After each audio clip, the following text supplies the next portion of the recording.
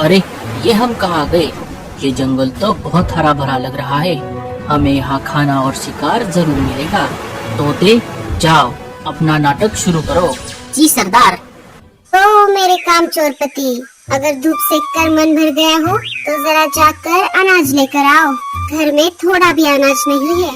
मेरे पेट में चूहे दौड़ रहे हैं। क्या क्या कहा? चूहे दौड़ रहे हैं? फिर तुम एक काम करो, उन्हीं चूहों को पकड़कर खा लो। अरे, ऐसा बकवास लॉजिक सुनने से पहले मैं मर क्यों नहीं गई? हे ऊपर वाले, उठा ले रे बाबा। सुनिए जी, अब मैं फिर से नहीं बताऊंगी। जल्दी से जाकर कुछ खाने के लिए लेकर आइए। अगर आप अभी नहीं गए तो मैं जग्गू को लेकर अपने मायके चली जाऊंगी। अरे हाँ हाँ, जा रहा हूँ। हर बात के लिए मायके जाने की धमकी देना जरूरी है। अच्छा खासा आराम से धूप सेक रहा था। टीलू बेटा, जल्दी करो, हमें नानी के घर जाना है। जल्दी करो बेटा, नहीं तो पंछी बस छूट जाएगी। आया मम्मी, बस 1 मिनट, मैं मेरे खिलौने ले रहा हूँ। अपने माँ की तबीयत खराब होने की वजह से लाडो कुछ दिनों के लिए अपने माँ से मिलने सुंदरबन जंगल जा रही है। लाडो और टीलू घर से बाहर आ जाते हैं। तभी रास्ते में उन्हें कालू कौवा मिल जाता है। अरे लाडो, ये बैग वैग लेकर कहाँ जा रही हो? मेरी माँ की तबीयत खराब है कालू भैया, इसीलिए मैं उनसे मिलने सुंदरबन जंगल जा रही हूँ। माँ की तबीयत ठीक होने तक मैं वहीं पर रहने वाली हूँ। ठीक है लाडो, तुम जाकर आओ। माँ के साथ साथ अपना और टीलू का भी ध्यान रखना। टीलू बेटा, अपनी माँ को ज्यादा परेशान मत करना। हाँ कालू मामा। कालू भैया, अब मैं चलती हूँ, नहीं तो मेरी पंछी बस छूट जाएगी। बस आप मेरे घोंसले का ध्यान रखना। ठीक है लाडो, तुम चिंता मत करो। लाडो और टीलू वहाँ से निकल पड़ते हैं। वो दोनों बस स्टॉप पर आ जाते हैं। थोड़ी ही देर में पंछी बस आ जाती है। लाडो और टीलू उसमें बैठकर सुंदरबन जंगल की तरफ निकल पड़ते हैं। थोड़ी देर इधर उधर खोज करने पर कालू को एक जगह पर अनाज मिल जाता है। कालू उस अनाज को लेकर अपने घर की तरफ निकल पड़ता है। वो अपने घर की तरफ आ ही रहा था, तभी उसे एक पेड़ पर रानो, बुलबुल और मीनू मौसी गप्पे लड़ाती हुई दिख जाती है। तभी मीनू मौसी कालू को आवाज लगाती है, अरे ओ कालू, इधर आजा। कालू उनके पास आ जाता है। अरे बाप रे, ये मैं क्या देख रही हूँ? मुझे तो मेरी आँखों पर विश्वास ही नहीं हो रहा। कहीं आज सूरज पश्चिम से तो नहीं उग गया? अरे मीनू मौसी, क्या हुआ? आप ऐसा क्यों बोल रही हो? आप सबको दिख नहीं रहा? कालू के पास अनाज है। क्यों रे कालू, तू कब से घर के लिए अनाज लाने लगा? अरे मीनू मौसी, अब बस भी कीजिए, और कितनी टांग खींचोगी बेचारे की? अरे मैं तो मजाक कर रही थी। कालू तो मेरे बेटे जैसा है, और मैं मेरे बेटे की टांग कभी भी खींच सकती हूँ। क्यों रे कालू, तुझे मेरी बात का गुस्सा आता है? अरे नहीं नहीं मीनू मौसी, मुझे क्यों गुस्सा आएगा? वो सब आपस में बातचीत कर ही रहे थे, तभी वहाँ पर गोरी कौवी आ जाती है। हाय रे मेरी फूटी किस्मत, मैंने आपको अनाज लेकर आने को कहा था, और आप यहाँ पर मजे से गप्पे मार रहे हो। अरे गोरी, मैं अनाज लेकर घर ही आ रहा था, तभी मीनू मौसी ने मुझे आवाज दिया और मैं यहाँ रुक गया। अब जल्दी से घर चलो, जग्गू घर पर अकेला है, मैं आगे जा रही हूँ। गोरी वहाँ से चली जाती है। अरे कालू, जल्दी से घर जा, तेरी बीवी तो गुस्से से आग बबूला हो गई है। गोरी के जाते ही तेज बारिश शुरू हो जाती है। हाय रे ये बारिश का मौसम, मुझे तो ये बारिश जरा भी पसंद नहीं है। हर जगह सिर्फ पानी ही पानी, पूरे जंगल में चिकचिक ही चिकचिक, घर से बाहर जाने का मन ही नहीं करता। हाँ मौसी, मुझे भी ये बारिश जरा भी अच्छी नहीं लगती। बारिश में कहीं बाहर ना जाना पड़े, इसीलिए तो हम पहले से ही घर में अनाज जमा करके रखते हैं। मुझे तो बारिश का मौसम बहुत पसंद है। पूरे जंगल में सब तरफ हरियाली ही हरियाली, पानी और अनाज की कोई समस्या नहीं होती। मुझे भी बारिश बहुत पसंद है। हर साल जब भी बारिश का मौसम आता है, मैं मेरा घोंसला जंगल के सबसे ऊंचे वाले पेड़ पर बनाता हूँ। हर साल बारिश के मौसम में नए नए एक्सपेरिमेंट्स करके घोंसले बनाने में मुझे बहुत मजा आता है। क्या आज किसी ने लाडो को देखा? पता नहीं सुबह से कहाँ गई है। लाडो अपनी माँ से मिलने सहारा जंगल गई है। वो कह रही थी उसके माँ की तबीयत ठीक नहीं है।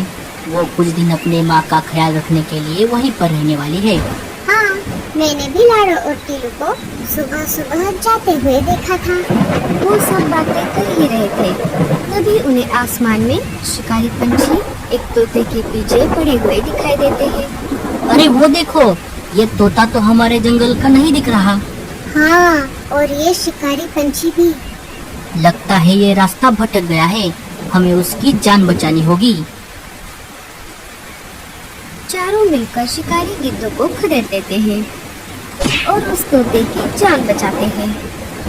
सब नीचे आ जाते हैं। शिकारी गिद्धों में से एक गिद्ध ने तोते के पंख को अपना पंजा मारा था, इस वजह से वो घायल हो गया था।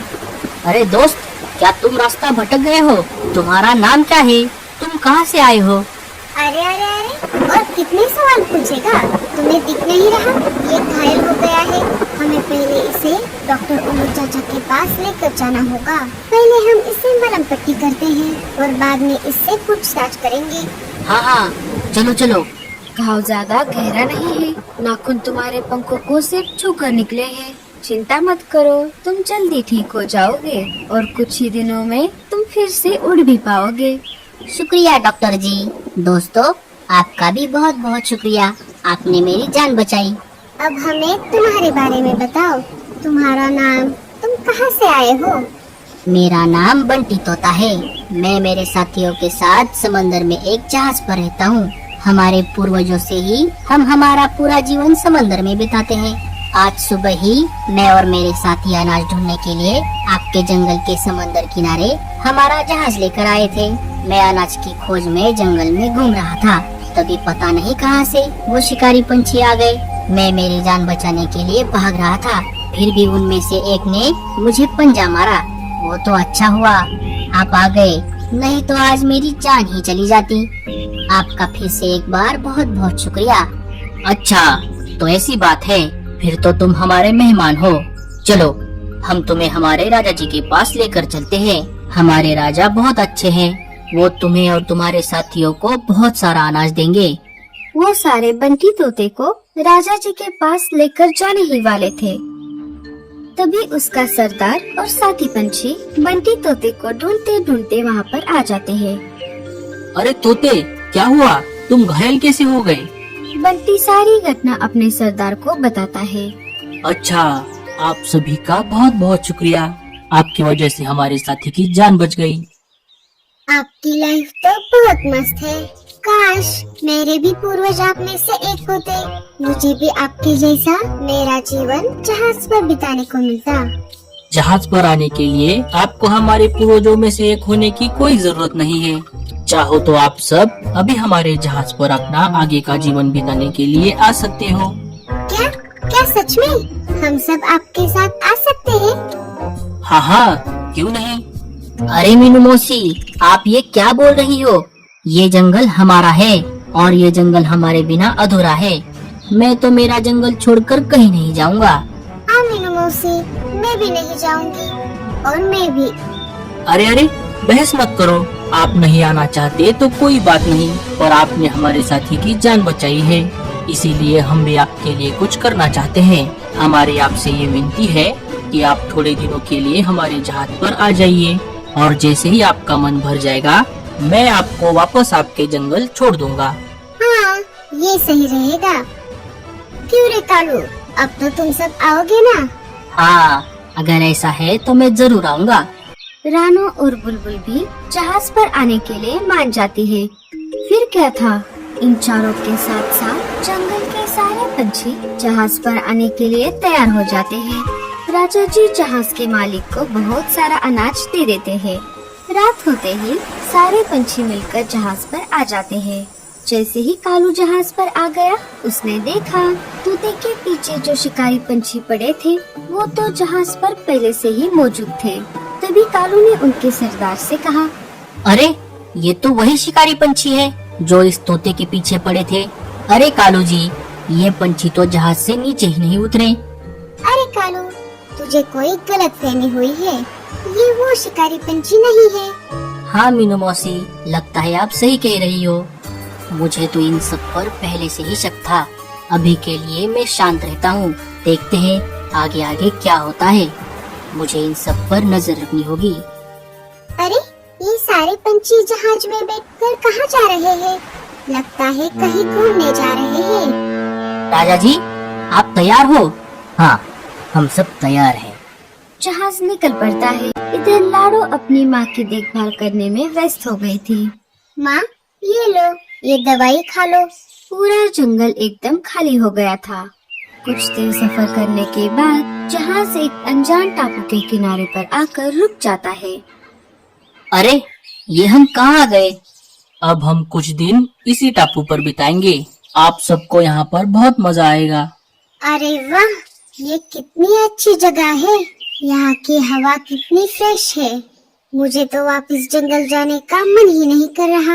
हाँ मीनू मौसी, मुझे भी ये जगह बहुत अच्छी लगी। कुछ दिन गुजर जाते हैं। सरदार, अब हमसे भूख बर्दाश्त नहीं हो रही। सब कुछ तो हमारे प्लान के मुताबिक चल रहा है। मुझे तो उस मीनू नाम की चिड़िया को खाना है। अरे मूर्ख, जरा धीरे बोल, नहीं तो कोई हमें सुन लेगा। बस अब आज रात तक का इंतजार करो। जब सब रात को खाना खाने बैठ जाएंगे, हम इन पंछियों के खाने में बेहोशी की दवाई मिला देंगे और इन्हें बंदी बना लेंगे। फिर तुम जिसे चाहो उसे खा लेना। कालू को जहाज के मालिक पर पहले से ही शक था, इसीलिए वो उसके हर हरकत पर नजर रख रहा था। वो उन दोनों की बातें पास वाले एक पेड़ के पत्ते के पीछे छुपकर सुन रहा था। तभी कालू को अचानक छींक आ जाती है। सरदार और गिद्ध कालू को देख लेते हैं। अरे मूर्खों, मेरा मुंह क्या देख रहे हो? वो सबको सच्चाई बताए, उससे पहले जाकर उसे पकड़ो। गिद्ध कालू को पकड़ने के लिए उसका पीछा करते हैं। कालू अपने पंछियों के पास आकर उनको सारी बात बताने ही वाला था। तभी जहाज के सारे लुटेरे पंछी मिलकर उनको घेर लेते हैं और सबको बंदी बना लेते हैं। तुम सबको बंदी बनाने का मैंने कोई और ही प्लान सोचा था, लेकिन कोई बात नहीं। हे ऊपर वाले, ये क्या हो गया? अब सिर्फ तू ही हमें बचा सकता है। अरे बुढ़िया, चुप कर। सबसे पहले तो मैं तुझे ही खाऊंगा। मेरे साथी पंछी कब से इसी पल का इंतजार कर रहे हैं। इधर लाडो अपने जंगल वापस आ जाती है और देखती है तो क्या, पूरा जंगल खाली था। लाडो ने एक एक करके सारे पंछियों के घोंसले छान मारे, लेकिन उसे कहीं पर भी एक भी पंछी नहीं दिखाई दिया। अरे ये क्या, सारे पंछी कहाँ गए? मुझे गूंगा मौसी के पास जाना चाहिए, उन्हें जरूर कुछ न कुछ पता होगा। लाडो सीधा गूंगा मौसी के पास आ जाती है। गूंगा मौसी लाडो को सारी बात बताती है। उन्हें जाकर भी अब बहुत दिन हो गए हैं। अब तक तो उन सबको वापस आ जाना चाहिए था। मुझे तो लगता है वो किसी मुसीबत में फंस गए होंगे। मुझे उन्हें बचाने के लिए जाना होगा गूंगा मौसी। लाडो, तुम अकेले मत जाओ। मेरा एक बड़े ही पक्षी दोस्त है, वो बहुत होशियार है, वो तुम्हारे साथ आएगा। ठीक है मौसी। लाडो और बड़े ही पक्षी समंदर किनारे आ जाते हैं। अब हमें यहाँ से सीधा आगे जाना होगा और उन सबको ढूंढना होगा। वो दोनों आगे उड़कर जाने ही वाले थे, तभी उन्हें किनारे पर एक डॉल्फिन मछली पकड़ने वाले जाल में फंसी हुई दिखाई देती है। वो दोनों उसके पास आ जाते हैं। अरे बहन, तुम यहाँ समंदर किनारे इस जाल में कैसे फंस गई? तुम तो गहरे समंदर में रहने वाली मछली हो। मेरा नाम डॉल्फी है। मैं मेरे साथियों के साथ आराम से गहरे समंदर में तैर रही थी। तभी एक बड़ा सा जहाज हमारे पास आ गया और अपना बड़ा सा जाल समंदर में फेंक दिया। मेरे साथी तो जैसे तैसे करके जाल से छूट गए, लेकिन मेरा एक पर कटा हुआ है और उसी कटे हुए पर में वो जाल अटक गया और मैं इस जाल में फंस गई। जिस जहाज में मुझे रखा गया था, वो जहाज आज सुबह ही इस किनारे पर आया था। मैं बिना पानी के जिंदा नहीं रह सकती। इस जहाज का जो मालिक है, वो मुझे यहाँ किनारे पर इस जाल में फंसा हुआ छोड़कर यहाँ से आगे ले जाने के लिए एक बड़ी सी गाड़ी लेने के लिए गया है। शहर ले जाने के बाद वो मुझे एक मछली के व्यापारी को बेचने वाला है। मुझे मेरे परिवार के पास वापस जाना है। क्या आप मेरी मदद कर सकते हो? तुम्हारे साथ तो बहुत बुरा हुआ। अभी जहाज का मालिक आ जाए उससे पहले हमें तुम्हें इस जाल से आजाद करना होगा। मैं किसी को जानती हूँ जो हमारी जाल काटने में मदद कर सकता है। वो यहीं पास में रहता है। रुको, मैं अभी जाकर उसे लेकर आती हूँ। लाडो जल्दी से जाकर एक चूहे को अपने पीठ पर बिठाकर लेकर आती है। लाडो ने रास्ते में चूहे को सारी घटना पहले से ही बताई थी, इसीलिए डॉल्फी के पास आते ही समय ना गवाते हुए चूहे ने अपना काम शुरू कर दिया। एक तरफ चूहा अपने नुकीले दांतों से जाल को काटता और दूसरी तरफ लाडो और बड़ई पक्षी मिलकर जाल को मछली के ऊपर से हटाते। थोड़ी ही देर में डॉल्फी जाल से आजाद हो गई। दोस्तों, तुम्हारा बहुत बहुत शुक्रिया। अगर आज आप समय पर न आते तो मैं मेरे परिवार से कभी भी दोबारा मिल नहीं पाती। चूहे भैया, आपका भी बहुत बहुत शुक्रिया। आपने हमारी मदद की। अरे कोई बात नहीं लाडो बहन। डॉल्फी बहन, अब आपको समंदर में वापस जाना चाहिए। वो जहाज का मालिक कभी भी यहाँ पर आ सकता है। मैं भी अब चलता हूँ। आप सब अपना अपना ख्याल रखना और कभी भी मेरी जरूरत पड़े तो मुझे बुला लेना। लेकिन दोस्तों, मुझे एक बात समझ नहीं आई। तुम दोनों समंदर किनारे क्या कर रहे हो? लाडो सारी बात डॉल्फी को बताती है। शायद मैं जानती हूँ तुम्हारे साथी कहाँ है। चलो, मैं तुम्हें लेकर चलती हूँ। डॉल्फी उन दोनों को अपने पीठ पर बिठाकर टापू की तरफ निकल पड़ती है। अरे ये क्या? ये जाल किसने काटा? टापू पर आते आते उन्हें रात हो गई थी। डॉल्फी उन दोनों को टापू के किनारे पर छोड़ देती है। अच्छा, अब मैं चलती हूँ। तुम्हारा फिर से एक बार बहुत बहुत शुक्रिया। अपना ख्याल रखना और कभी भी मेरी जरूरत पड़े तो समुद्र किनारे आकर किसी भी मछली को मेरा नाम बताना। वो आकर मुझे बताएगी और मैं आपके पास आ जाऊंगी। ठीक है बहन, तुम्हारा भी बहुत बहुत शुक्रिया। तुमने हमें हमारे साथियों का पता बताया और यहाँ तक लेकर आई। तुम भी अपना ख्याल रखना। हम फिर मिलेंगे। Bye bye. डॉल्फी वहाँ से वापस समंदर में चली जाती है। रात काफी गहरी हो गई थी और टापू पर सब तरफ अंधेरा था। वो दोनों थोड़ा अंदर आ जाते हैं। थोड़ा आगे आते ही उन्हें सारे पंछी जेल में बंद दिखाई देते हैं। दोनों उनके पास आ जाते हैं। लाडो, क्या ये तुम हो? लेकिन तुम यहाँ कैसे? तुम्हें हमारा पता किसने बताया? वो सब छोड़ो कालू भैया, पहले हमें यहाँ से भागने का रास्ता ढूंढना पड़ेगा। लाडो और बड़े पक्षी दोनों मिलकर जेल के ताले को तोड़ने की बहुत कोशिश करते हैं, लेकिन वो असफल रहते हैं। ये ताला तो बहुत पक्का है। इसके चाबी के बिना ये नहीं खुलेगा। अब हमें इसकी चाबी कहाँ से मिलेगी? मेरे पास है इसकी चाबी। बस तुम सब शांत रहो। और मैं तुम सबकी मदद क्यों कर रहा हूँ, ये मैं तुम सबको बाद में बताऊंगा। तोता चाबी की मदद से ताले को खोल देता है और सारे पंछियों को आजाद कर देता है। अब जल्दी से चलो, तुम सबका घर जाने का समय हो गया है। तोता उन सबको उन्हीं के जहाज में बिठाता है। साथियों, मुझे माफ कर दो। मेरी वजह से तुम सबकी जान खतरे में आ गई। लेकिन तुम हमारी मदद क्यों कर रहे हो? ये बहुत लंबी कहानी है, वो मैं तुम्हें कभी बाद में बताऊंगा। बस ये समझ लो कि मैं भी तुम में से एक हूँ। एक दिन मैं भी मेरे साथियों को छोड़कर यहाँ आया था और इन सब शिकारी पंछियों ने मेरा एक कठपुतली की तरह इस्तेमाल किया। मैं जल्द ही इन्हें चकमा देकर यहाँ से भागने वाला हूँ। अभी के लिए तुम यहाँ से भाग जाओ। सारे पंछी उन्हीं के जहाज में बैठकर वापस अपने जंगल की ओर निकल पड़ते हैं। सरदार, अब तो सारे पंछी हमारे कब्जे में हैं। चलो, अब हम सब खाना खाते हैं।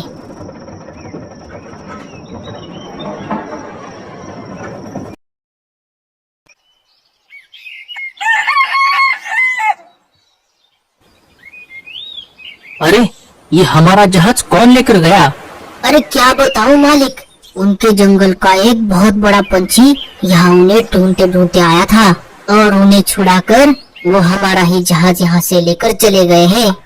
मैंने उनको रोकने की बहुत कोशिश की, लेकिन उनमें से एक पंछी ने मुझे चाकू मारकर घायल कर दिया। लेकिन मालिक, आप सब अब तक कहाँ थे? जब हमने रात का खाना खाया उसके बाद का मुझे कुछ भी याद नहीं आ रहा। सारे अपने अपने जंगल वापस आ जाते हैं। क्यों मीनू मौसी, अभी भी आपको हमारे जंगल से बाहर जाना है? तो दोस्तों, कैसी लगी आपको हमारी ये कहानी? और स्टोरी अच्छी लगे तो लाइक और शेयर जरूर कर देना।